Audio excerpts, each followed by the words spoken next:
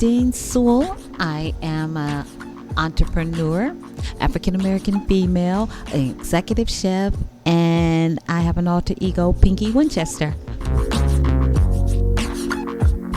That was La Cocina graduate and restaurant owner Bernadine Sewell, aka Pinky Winchester. I'm Jeff, and this is Storied San Francisco.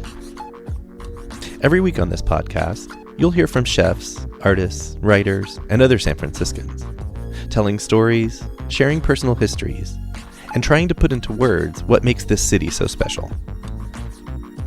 Welcome to episode 25, part 1. In this podcast, Pinky talks about moving to California in the late 80s and then up to the Bay Area to follow her kids. She and her daughter, Red, went through the La Cocina program after trying to start a food truck. That idea morphed into Pinky and Red's, which opened last summer in the Berkeley Student Union building. There, Pinky and her crew serve soul food on a sandwich every Monday through Friday from 11 to 5:30. This podcast is part of our La Cocina series. If you haven't already, please go back and listen to Fernay McPherson, the owner of Minnie Bell's Soul Food Movement in Emeryville, in episode 14. Here's Pinky. So, I guess we're going to have to take that train way back. But no, I was born in Detroit. Grew up in the 60s, the Motown, when music was popping, food was good. That's another podcast right there. The neighborhoods were famous, you know, and everybody was just loving on everybody in the neighborhood in the 60s. So The music, too. Oh, my stars. I saw your... Yeah, record player. We love it. Yeah. The best music, the best times, the best popsicles, right? Oh, just the best stuff. Yeah. So from there, I moved to Southern California in 1989. Okay. But always cooked because I just came from a family of cooks.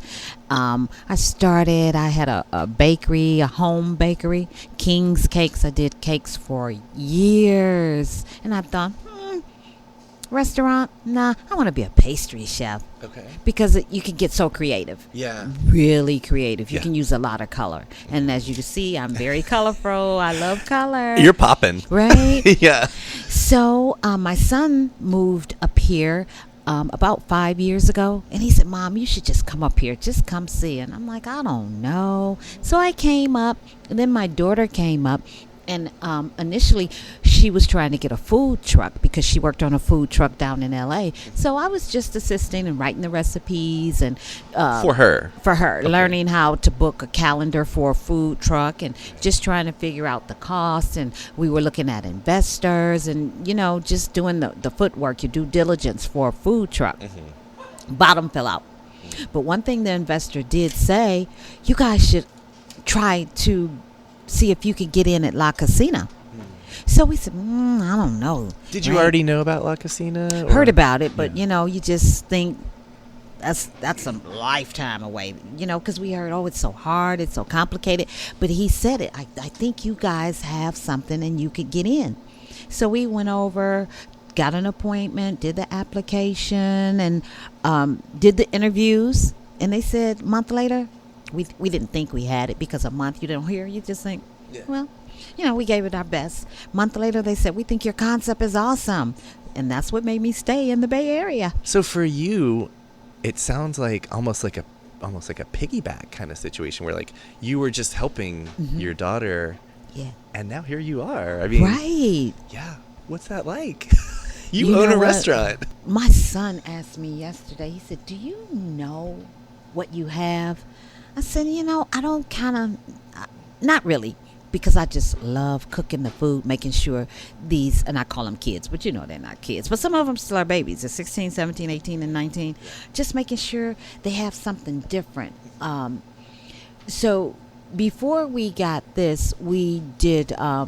we were on the Feastly platform doing the pop-ups with Feastly. Okay. So our concept was soulful comfort meals on a sandwich. And that's why La Cocina thought it was so unique. So what we did, we took our Sunday dinner recipes and we put them on a sandwich.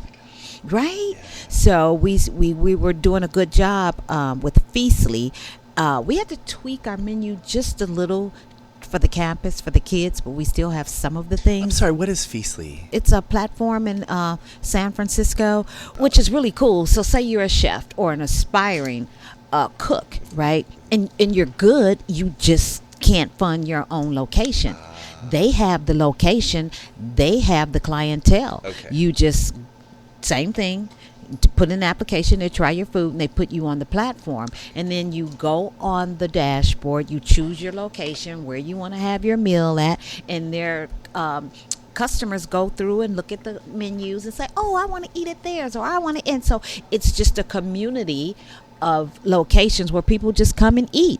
Some come with friends, some come solo, and then they eat. You come out, you tell your story, you talk about your food, and you serve your salad, your entree. It's not everything. Sometimes you can do a serve yourself, but I think if you do it dish by dish, I think, and you come out and talk, they love it. And they have a kitchen and all the... It's restaurants. Some of them are people's lofts that they let Feastly rent out. So, and they're all so unique and so much flavor and so cool. So you said you started out there.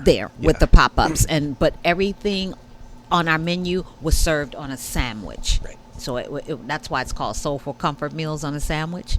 Yeah, so we do. But it's as you can see on the wall, my 6-time great-grandfather started with him in the red frame with his slave owners, and he started working on their plantation as a cook. And then that's his wife in the pink frame with the dirt floor. Okay, yeah. And then that's their daughter in the lace frame, Mama Annie, Papa Bud. And then there are 7 of Mama Annie's daughters. Wow. So the recipes come down through that line from my mother from Tennessee. But I blend my own spices every day. But I get that from my father. He's from Louisiana. So my sauces, my spices, my marinades, my father taught me those. So when he barbecued, So I love it. So our chicken sandwich here at Pinky and Red's is the number 2 chicken sandwich in the Bay Area. Starbirds beat us out, right? We would have been number 1. But I blend my own spices every day. Yeah. No salt, all fresh herbs and everything. I'm guessing you can't tell us what they are.